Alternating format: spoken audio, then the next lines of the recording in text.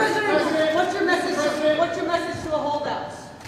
Well, it's not a question of holdouts. We have a tremendously unified party. I don't think we've ever had a party like this. There are some people that want a couple of things that maybe I don't like or that they're not going to get. But I think we're going to have tremendous, not luck, we have tremendous talent. This man has done an incredible job as Speaker. You know, we had a majority of 1. We were 1 heart attack away from losing the House, okay? Now we have 7. That's a big, because we won some elections, as you probably noticed, and we're going to win a lot of elections. We have an economy that's roaring. We took out $5.1 billion. If you take a look, 5.1 trillion with a T, not a B.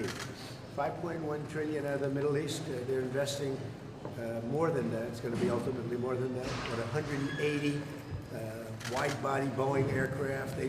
They're spending money at levels that nobody's ever seen. Usually a president goes for a trip and he loses money.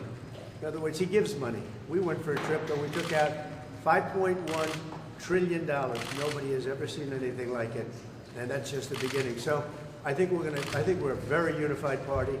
The Senate's doing great. John Thune is doing fantastically. He's a great guy, and we're going to have a bill, the one big beautiful bill. I think it's going to be the biggest bill ever passed, and we got to get it done.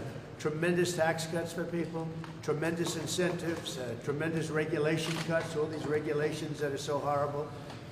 And now you find out what happened, because Biden, look, it's a very sad thing what happened, but we're going to start looking into this whole thing with who signed this legislation. Who signed legislation opening our border? I don't think he knew. I said there's nobody that can want an open border, nobody. And now I find out that it wasn't him. He auto-penned it. Who was operating the auto-pen? This is a very serious thing. We had a president that didn't sign anything. He auto-penned almost everything. He opened the borders of the United States of America. And I kept saying, who would do such a thing? Allowing criminals to pour in from all over the world, not just South America, all over the world. They came in from Africa, they came in from Asia, they came from the Congo. The prisons in the Congo in Africa, these are rough people. The prisons from the Congo are empty. You know where they are? They're in this country. Who would sign this? Nobody would sign it. No sane person would sign it. You know who signed it? Radical left lunatics that were running our country, and the auto-pen signed it. And they didn't want him, and they were disappointed in getting him because they wanted Bernie Sanders. And then after about 2 weeks, they said, wait a minute, this is a gift. He'll do anything. We're going to use the auto-pen. And they used the auto-pen and everything. He didn't approve this stuff because when Joe Biden was with it, he would never have approved it. You take a look, he would have never approved open borders. Go ahead, another one. Are Republicans still grandstanding in your view? Oh yeah, sure. You have a couple that will grandstand, but I think even the grandstanders should. Look, the alternative is a 68% tax increase. And you can blame the Democrats for that and 1 or 2 grandstanders. We only have 1 or 2, but we have tremendous support. But you'll have a 68% tax increase, or you'll get a massive tax decrease. You'll get a tax cut, the likes of which we've never had before. This is bigger than any Ronald Reagan tax cut. It's even bigger than the tax cut that I gave, because as you know, that's being extended and increased. So this is the biggest tax cut in the history of our country, or you'll get a 68% tax increase. And if that happens, I mean, what Republican could vote for that to happen? Because there wouldn't be a Republican much longer. They would be knocked out so fast. But we're going up to details. This is I'm a cheerleader for this party, and I'm a cheerleader for the country. Much more importantly for the country.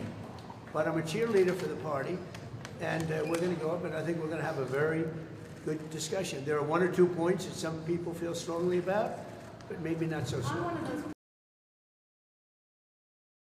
On one of those points, do you consider some of the proposals on the table in co-pay and provider tax as a benefit cut? How are you viewing those? No, we are looking at one thing. We're not doing any cutting of anything meaningful.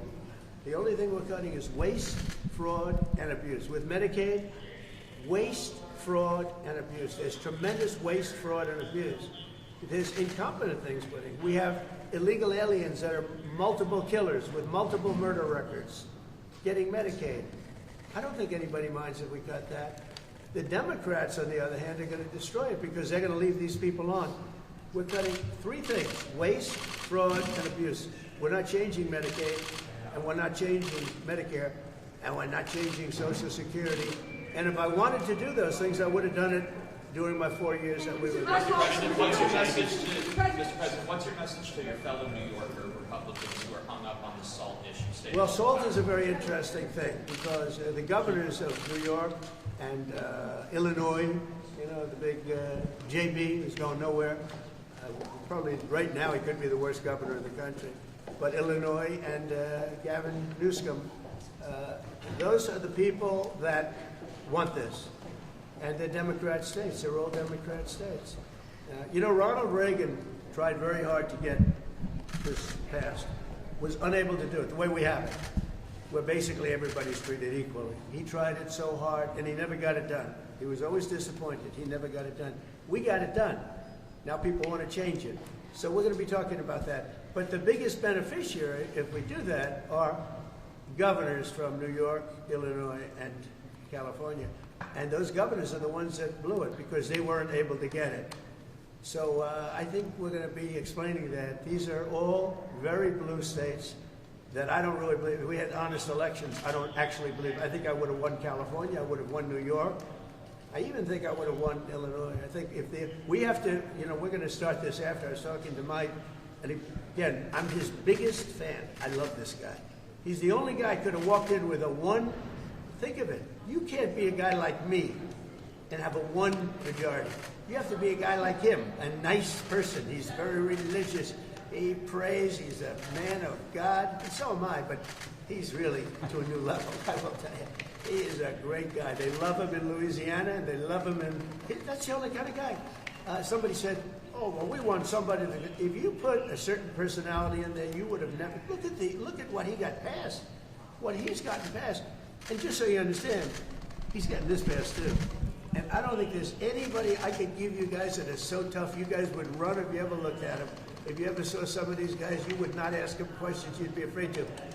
This guy did something that I don't think there's anybody that's more well-suited to be Speaker of the House, especially in a case like this. Remember, we had a majority of 1 for 6 months, and that was a very frightening thing because the Democrats have really hurt our country. And we are going to go into very much, remember what I said, the auto pay. This government was illegally run for 4 years. Thank you very much, everybody. Mr. President, should Republicans that hinder this bill be primary? Possibly. Possibly. We'll have to see. I think we have a very, very united party. This man has done a fantastic job, and so have you, Lisa. But this man has done a fantastic job. He's a real unifier. I don't think anybody else could have done it. We had, I just said to your cohorts downstairs, we had a majority of 1 for a period of 5 months. And he kept it together, and we actually passed things. And nobody else could have done it. He's done a fantastic job as Speaker. We have a very, very unified party. Remember, we had 1, and now we have 7. We won elections. We won elections. And we're going to win a lot of elections. The economy is good. I just had my highest poll numbers ever. And we had a big trip to the Middle East. We took in $5.1 trillion. We brought it back to our country. 180 Boeing aircraft are being built now because of that trip, and many other things. That's the least of it. The economy is doing great. The stock market's higher now than when I came to office, and we've taken in hundreds of billions of dollars in tariff money, and we've had no inflation. You know, they kept saying inflation. There's no inflation. Groceries are down. Gasoline is way down. Way down. Everything is down. All energy costs are down. I'll tell you, to me, maybe the most respected thing, you saw the way they respected me between Qatar and Saudi Arabia and UAE, probably the richest, certainly the richest of their type nation, great places, unbelievable amounts of money. They respect our country again. They were going to go to China. China was going to take over those countries 100%. They were dealing with China because they weren't treated right by the last administration. And they have tremendous economic power. They have more money than anybody. We probably have more money, but we have other things that they are very, very, they are very cash rich, to put it mildly. and they're spending 5.1 trillion. Probably it's going to be 7 trillion by the time we stop. And you know, somebody said every other president goes and leaves and spends money, gives other countries money. I'm the only one that goes and takes money back. You know, when you think of it, I said that's an interesting statement. I never thought of it that way. But we have this is really just a pep talk. We have a very unified House and we have a very unified Senate. And Mike is doing a phenomenal job as Speaker. He's going to be there a long time. And we have a man in the Senate, our leader, Thune. Mr. Thune is doing a great job. I've gotten to like him a lot, and he's doing a fantastic job. Between the two guys, very different personalities, actually, in certain ways, but they are doing a fantastic job. I don't think the Republican Party has ever been so unified. It's become a much bigger party. You know, we're winning the labor vote. We're winning. We won the Teamsters. We won votes that nobody. Look how well we did with the automakers. And by the way, the president of the automakers is now my biggest fan. He said he did tariffs. Do you know how many auto plants are being built now in this country because of the tariffs? 3 just announced yesterday that they're building. There is a revolution going on, a positive one, in our country, and I love it. And we're doing really well. Do you want the negotiations to be over now? Which negotiation? Over this bill. Oh yeah, well it's going to be. We're going to be putting it in soon, and I think we're going to have great support. Are you going to We are going to make a couple of tweaks. I mean, we don't want to benefit Democrat governors, although I would do that if it made it better. But they don't know what they're doing. So you They're want- radical. We don't want to do any damage to a state. We want to help all the states, but we have governors that are from the Democrat Party. Let's say New York, Illinois, big ones, and let's say Gavin Newsom, who's done a horrible job in California. You know, we want to benefit we want to benefit Republicans because they are the ones that are going to make America great again.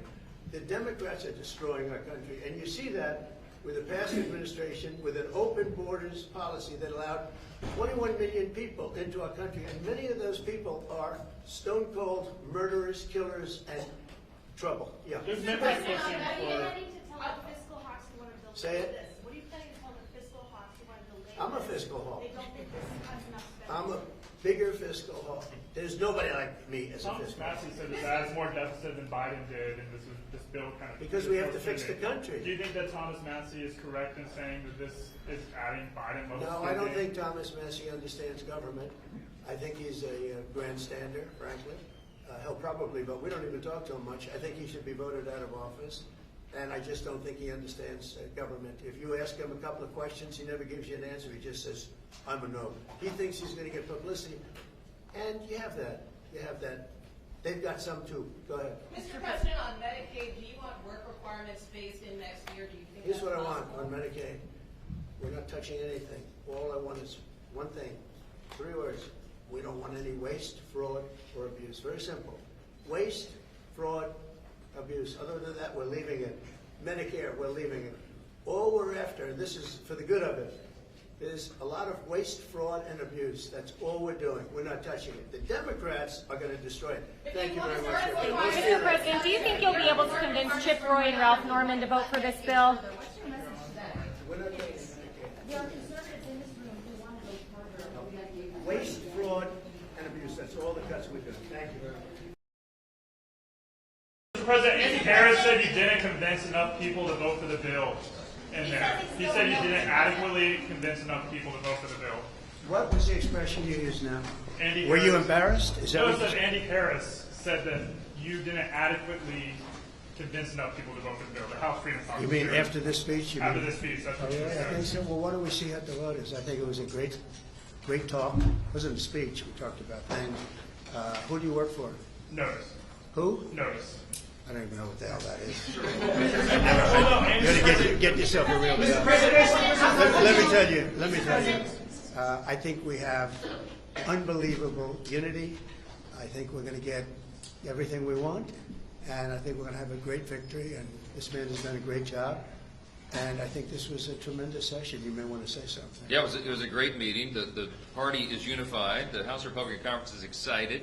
Multiple standing ovations. They love this president. The people back home love what he's doing. It's historic, and everybody understands the scope and the meaning of this. If we do not accomplish this mission, every one of you, all the American people are going to have the highest tax increase that you've ever had. And among the debt ceiling cliff that's approaching and all the other problems, this is the bill to do it. I think we're going to get it done, Mr. President. The Democrats want to raise your taxes. If this doesn't work, if this doesn't get the numbers that the Republicans want, and I think it does, I think it's all Republican vote, the Democrats are going to be raising your taxes by 68%. And they will not do the, we're going to have an 85% cut in drug costs. 85% cut in drug costs. The Democrats, the drug prices are going to go up. I can't imagine a Democrat not voting for this. I think the Democrats, if they don't vote for it, that means they're voting for an increase in drug prices. Think of that, versus an 80 to an 85, maybe 75, but could be an 85% cut in drug costs. Okay. Mr. President, will you need to reach out to individual members? Will you need to make a pitch to individual I don't think members? so. No, that's what I did today. President, That's really what we did today. I think it was a really great, that was a meeting of love. Let me tell you, that was love in that room. There was no shouting. I think it was a meeting of love. There were a couple of things that we talked about specifically where some people felt a little bit one way or the other, not a big deal. And I covered them. It wasn't so much a speech. I covered certain points. And I think there was, I'd be very surprised. You told them you were losing patience. Are you losing patience? No, I didn't tell. Who told you I said I'm losing? That's what we heard inside the room. You said But you it's a didn't say lie. you Wait a were minute. losing patience. Wait. Who's told you that? We heard from people inside the room. Oh, not really? true. It's totally true. I never used the term. I didn't say losing. I didn't even talk about it. In fact, it's the opposite. I think we're going to get it done. I'm not losing patience. We're ahead of schedule. Anybody that told you that is a liar. I never meant, wait a minute. I never mentioned the word losing patience because I'm not losing patience. We're ahead of That's schedule. why I asked you, sir. I wanted to get Well, but why don't you go back to your source and tell them they're liars if the source even exists? Bill passes the House. Yeah. Senators are already talking about making a number of changes. over Sure. their chamber. Always Is have. that okay? Yeah. Or do you want them to swallow Yeah, this bill? in some cases they have things that I like even better. No, it always happens. There'll be some changes. But John Thune and Mike have been very closely aligned on this. They've been moving it up together.